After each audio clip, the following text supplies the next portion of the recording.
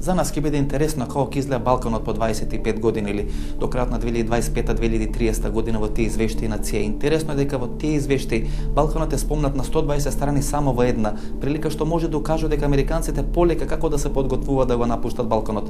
Втората битна работа е дека Турција може да биде новата регионална војна сила која ќе има развиена нуклеарна бомба и како трето се предпоставува дека во едно од балканските, таму се вели во едно од државите во Источна Европа, всушност ќе може да дојде до одредена ситуација кај што дел од криминалните структури ќе преземат државата во своји раце.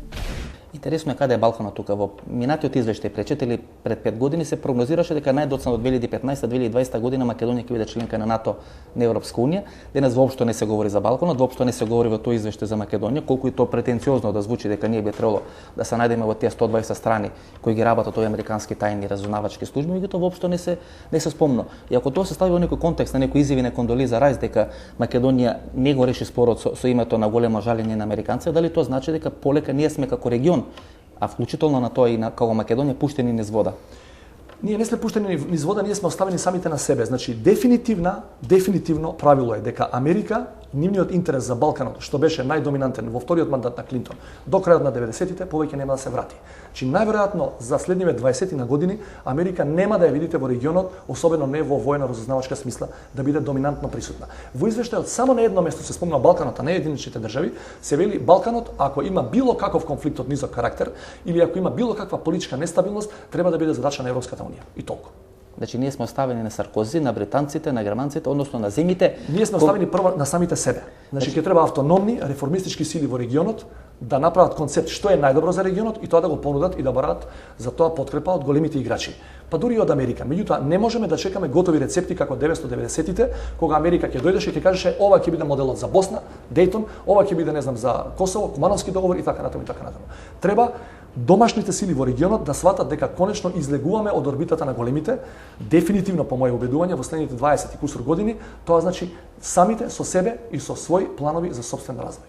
Господине Вакмин, во извештајот на американските тајни служби со наслов како ќе изгледа светот 2020-2025 година има една интересна обсервација која е интересна за нас тука во Источна Европа и во Македонија, вели дека криминалците ќе може да преземат една или ќе преземат најверојатно една од земјите во Источна Европа и таму ќе владат.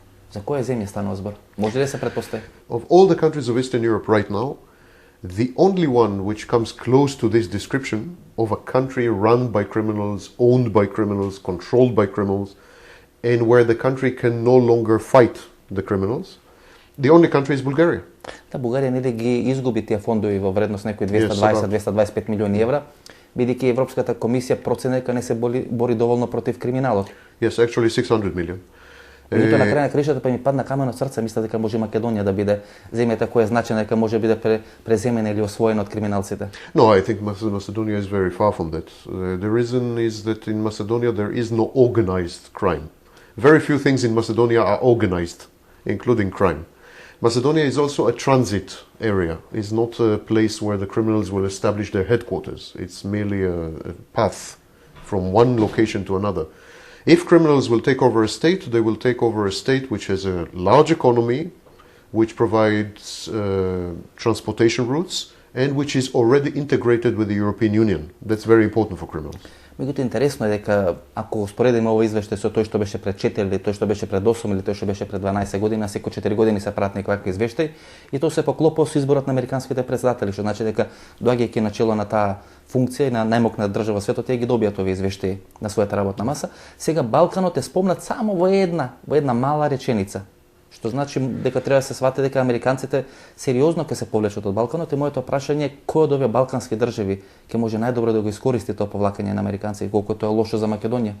The United States, I believe, will leave most of the work to the European Union. It will intervene only if there will be a clear emergence of Russian influence somewhere.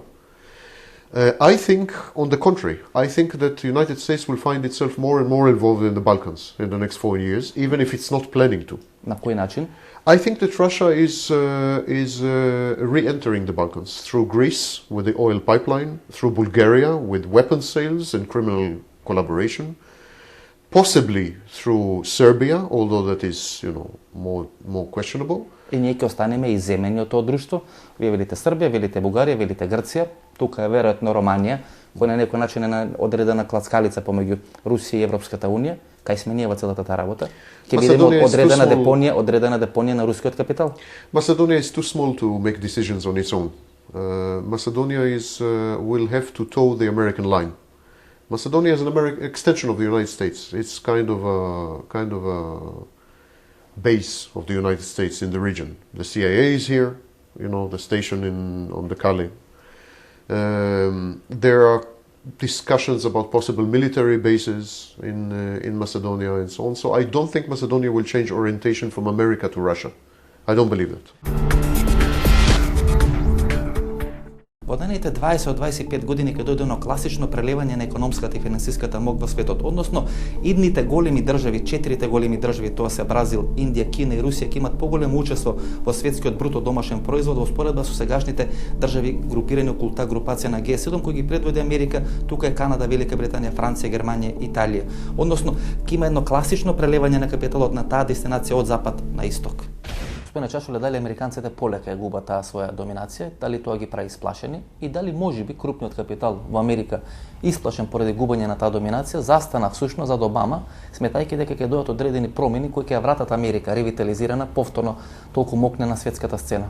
Да, може да се каже дека Соединетите американски држави сега се наоѓаат во фаза на залез како империја. Дали крупниот капитал во Америка се соочува со тој страх дека веќе не се доминантна сила? Па се сочува благодарејќи на тоа што главниот имот на американците не е повеќе во Америка. Дури чашо ли има парадоксален факт. Единствениот имот што имате Бил Гейтс, Microsoft, другото им е или јапонско, или кинеско, или руско.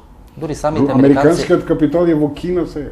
Дури самите американци велат дека станува збор за едно досега невидено селење на капиталот од запад на исток. Па некаде околу 130 трилиона долари излегуваат од Соединетите американски држави. Трилиони. Дури се проценува дека Кина некаде до 2020-2025 ќе има 2,3 трилиони долари девизни резерви, дека Русија и Кина во моментов и наредни 20 години ќе имат најголем број на фондови капитални ширум светот преку кои ќе можат да инвестираат, значи не ќе се како најголеми инвеститори од светска рамка. Така и тука додајте ги Јапонија и Тајван и ќе видите дека доларот практично е монета на Русија, Кина, Тајван и Јапонија, не на Соединетите американски држави. Што сакам со сето ова да кажам? Сакам да кажам дека ќе дојде момента, дојдење изгледат, само тешко се гледа сега преку оваа финансискава криза и преку кризата на единствената економија што американците имаат, а тоа е изградбата на станови преку кои тие ги мереа параметрите, односно ги создава параметрите за раст и паѓање на нивната економија, кога ја загубија неа, тие практично сега ќе се соочат со фактот дека овие земји што ги спомнаме всушност ќе го бранат доларот, затоа што ако доларот потоне и ако не дојде до паметна ревизија на Бретон-Вудскиот договор, тогаш овие држави ќе изгубат страотни богатства кои се капитализирани во долар. Сега Русија, Кина, Јапонија и другите земји повеќе ќе обранат доларот од американците. Дефинитивно, американците ќе гледаат од тоа да извлечат некаков презрив и да фатат приклучок со светот, па видите вака. Најголемите наоѓалишта на нафта и најголемите капацитети за производство на енергија не се веќе американски. Американската челична индустрија не е нивна. Американската индустрија за широка потрошувачка, Мейтаг, е кинеска. Фондовите, капиталните фондови, пензиските фондови кои беа во основата на американскиот поредок и на берзата, не се нивни, затоа што имат разнороден капитал. Кина до 2025 година ќе биде воена доминантна сила, а Индија ќе биде најбројна нација. Така и Бразил ќе биде најголем извозник во светот на нафта, што до пред 20 или 30 години беше просто незамисливо. А Мексико ќе биде еден од тие тука клучни партнери во оваа групација, не на американците. Има една, јас долги години поминав работејќи таму, имаат мексиканците една поговорка или клетва, ако сакате да наречете, вика: Боже, зошто не награди да бидеме толку блиску до Америка, а толку далеку од тебе?